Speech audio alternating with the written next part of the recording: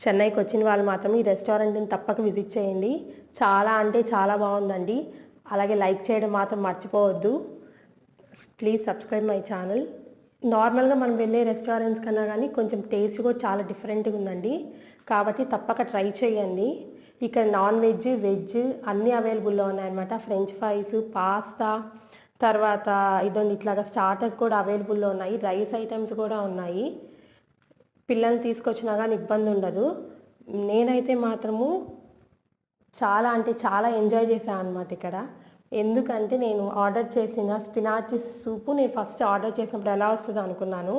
చాలా బాగుందనమాట. తర్వాత మష్రూమ్ కూడా చూడండి, దాని లోపల స్టఫ్ చాలా టేస్టీగా ఉందన్నమాట. తప్పక ట్రై చేయండి ఒక్కసారి. ఎవరైనా తినుంటే మాత్రం టేస్ట్ మీకు ఎలా అనిపించిందో మాత్రం కామెంట్ చేయడం మాత్రం మర్చిపోవద్దు. Thanks for watching this video. Please subscribe my channel.